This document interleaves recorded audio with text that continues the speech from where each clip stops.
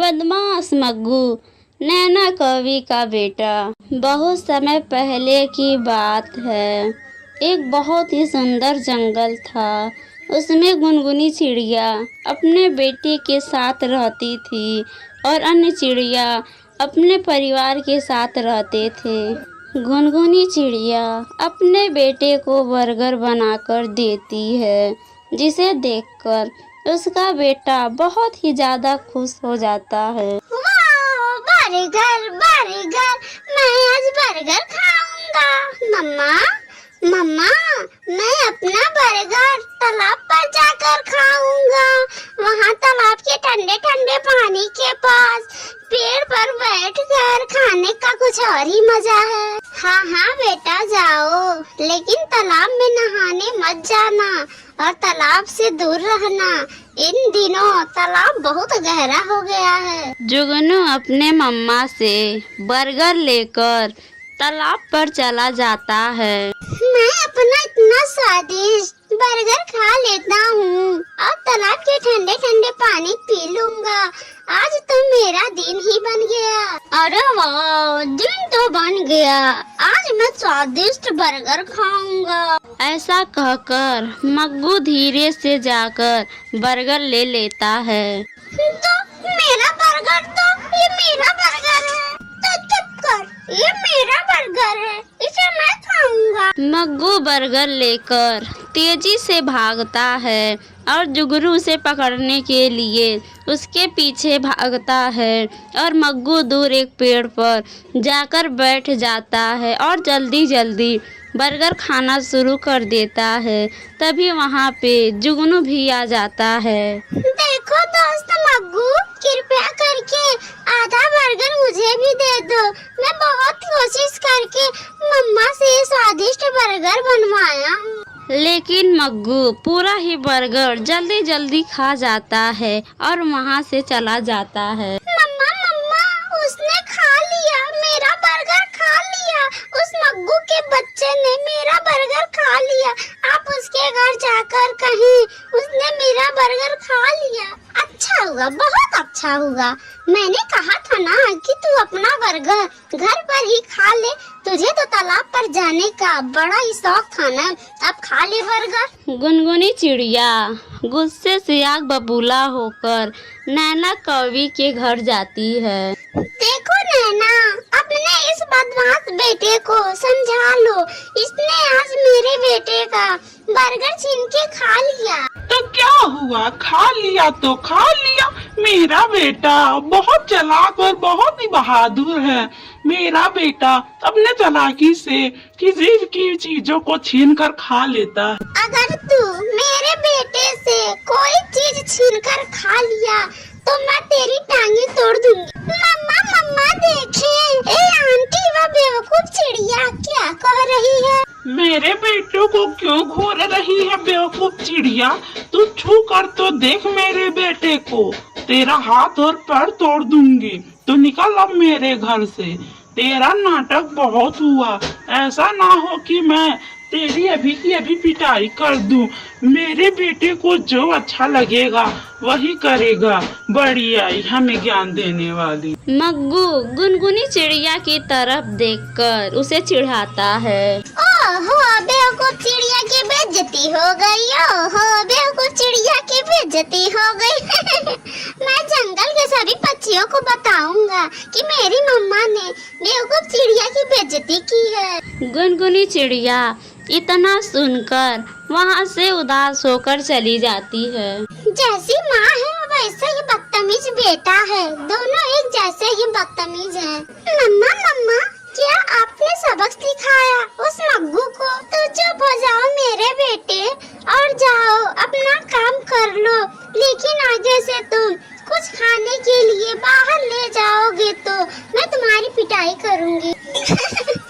उस मग्गू के बेटे ने मेरा बर्गर छीन कर खा लिया।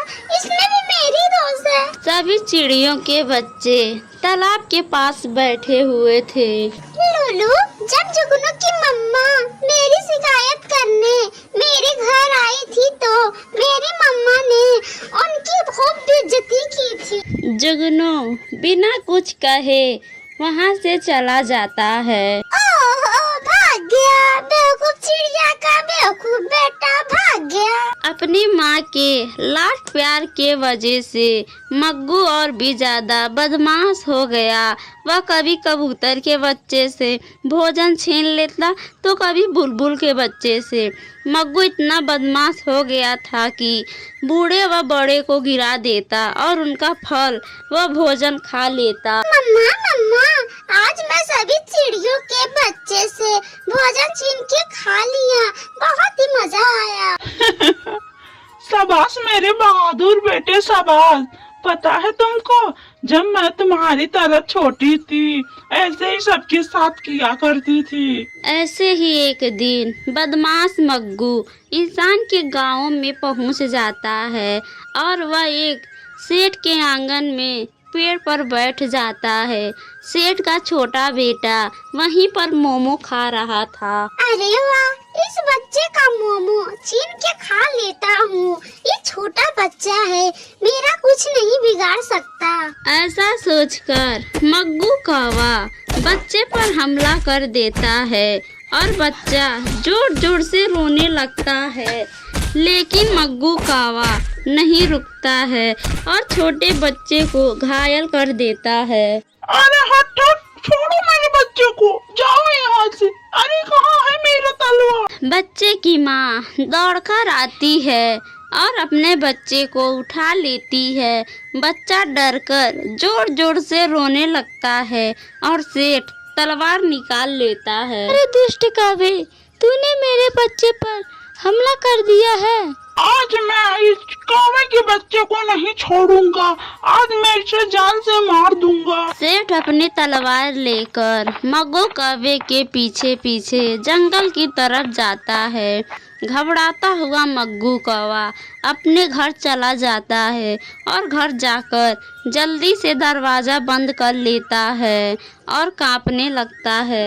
अरे क्या हुआ मग्गू बेटा, क्यों इतने घबराए हुए हो और दरवाजा क्यों बंद कर दिया? मम्मा मम्मा, इंसान तलवार लेकर मुझे मारना चाहता है। क्या ये क्या कर रहे हो? इंसान हमें मारना चाहते हैं और तू उन्हें हमारे घर तक ले आया। अब हम नहीं बचेंगे, अब हम मारे जाएंगे। अरे बदतमीज कौवा, घर से बाहर निकल, मैं आज तुझे जान से मार दूंगा। यहाँ से तुझे मारे बिना नहीं जाऊंगा, चल जल्दी बाहर निकल। मग्गू, मैंने तुझे पक्षियों को परेशान करने के लिए कहा था और तूने तो इंसानों को परेशान कर दिया। अब क्या करें हम, हमें तो कुछ समझ में नहीं आ रहा। नैना कौवी अपने घर के पास इंसान को देखकर घबरा गई थी और डरकर गुनगुनी चिड़िया के पास मैसेज करती है और मैसेज करके कहती है, चिड़िया चिड़िया मुझे बचा लो, नहीं तो मुझे ये इंसान मार देंगे।